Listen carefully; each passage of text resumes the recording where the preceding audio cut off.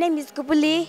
I'm from Cornerstone Schools, Nebota district, from Nagaland State. I feel it's a very good platform for everyone because it's not like that competition and all. It's a platform that everyone can enjoy here. Nobody feels that we are in a competition, we are scared like this. But everyone is lenient and everyone is good. Even the judges, they are very good. National Children's Science Congress is very helpful for children. I had gained a lot because it's a nice opportunity being here. From I think 9 lakh students, most top to 600 is to be selected. And I feel very privileged to be amongst the 600. I can't express my feelings in the words. I am very happy here and very excited.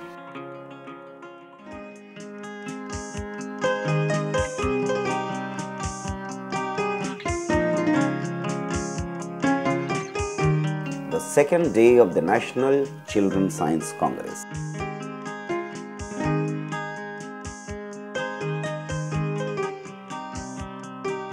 National Children's Science Congress, full of excitement, hope and seriousness.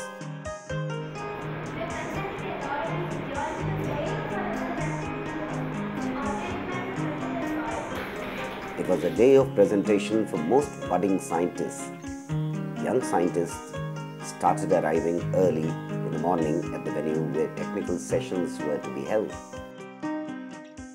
Myself as Anshuman Awasthi, as a group leader of Team Optimist, is here to present my group before you on a main theme, Functions of Land, where we have selected our sub-theme as Earth form as a soil indicator and done a study and research work on scientific and sustainable study of earthworms population and breeding in lands of Pavri. Giving you a short introduction on the term earthworms. Earthworms are an organism that tries to increase the rate of fertility of a land. But today, in the modern era, due to the excessive use of chemical fertilizers, insecticide, pesticide, has led to decline in population of earthworm. And today, we need to maintain it. As India is an agricultural country, and if we continue to use these chemical fertilizers, then in future, a time will come when India will be no more than a wasteland. For this reason, we selected our survey area as Pavri and started the work over there. So the methodology which we adopted was that the main requirement of our project was water samples. So we undertook the area like district Faridkot. 58 samples of water were taken in 100 ml of bottle in duplicate, and with the help of GPS, the position of the place was located. These samples were further sent to Adesh Engineering College for testing. There we analyzed it for various parameters. So first is pH. We made the use of pH meter to check the pH value of water. So I would like to tell the result also that water of district Faridkot is alkaline. It was the day when each of them were to present their labor of love and dedication before a panel of experts.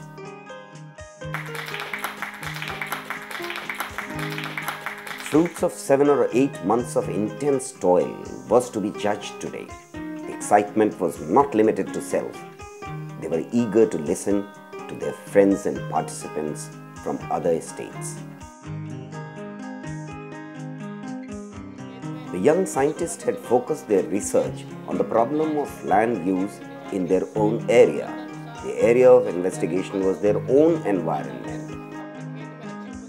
My project is about the invasion of Congress grass. The Congress grass is very dominant in Jammu. It is invading all types of lands, agricultural lands, pastures, wastelands. So we choose this project because it also causes various problems in humans like asthma and dermatitis, and it is affecting the land resources. It is more dominant in agricultural lands. So we chose this project. Our aim is to make awareness, especially among the states of J&K, Uttaranchal and Chandigarh, where there is no use of biofertilizers and they are harming our Mother Earth. We performed various experiments in the land quality and analyzed our reports and want to discuss the reports among all the students of the East, among all the students of Delhi who are participating in the National Science Congress. This exercise had brought them out of the four walls of the school and narrow world of textbooks.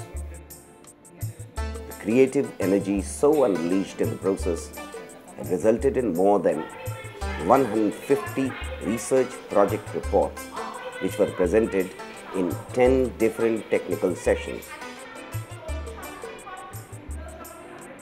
Each young scientist was determined to solve a real problem faced by the society around them, determined to take their research to a logical end.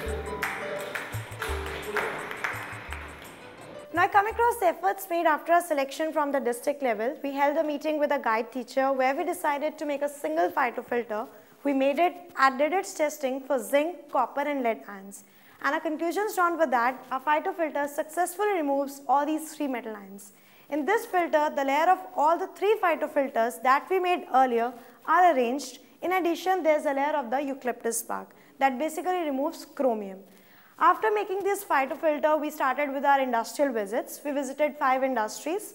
First was Praneeth Envirokips. It basically manufactures water treatment plants. And the company head, we displayed our project before him, and he offered us to introduce backflow provision in it, and we followed his suggestion. Our second industrial visit was at Labtronics, and the highly impressed by our project, his head, R.K. Sharma, offered to test our samples. So we sent the samples and they tested, and reports are just enclosed in the file. Till morning in this 18th Children's Science Congress, we have evaluated 14 projects in the first session, out of which we most of the projects that are prepared by the child scientists are very much encouraging. Today in the forenoon session that we have evaluated around 15 projects, and most of the projects are very simple, innovative type, and also they are practical. Dr. Ravindran Keskar, in a very interesting manner, demonstrated how learning maths could be fun. Origami was creatively used by him to communicate all answers are right answer, but it's not the answer.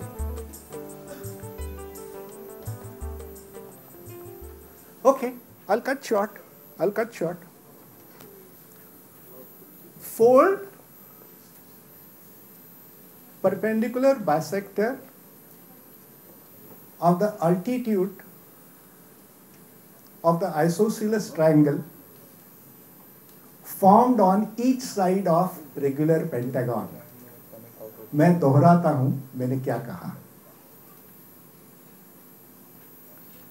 हर भुजा पर बने समद्विभुज त्रिभुज के ऊंचाई का लंबार्धक बनाइए. Fold perpendicular bisector of the isosceles triangles formed on perpendicular bisector of earlier process. You can see this, isn't it? During the day, children also interacted with eminent scientists from other parts of the country through video conferencing. So, well, my question is, why is oxygen known as the highest dielectric constant? I know it's 180 times. Whenever you take any element, you have to do it by 180 times. But still, I don't know what is the cause why it is highly dielectric constant. Water has a very high dielectric constant. Yeah. Water has very high dielectric constant. Now, usually any substance which has very high dipole moment, you know what is dipole moment? That's also my doubt. I know about polar moments.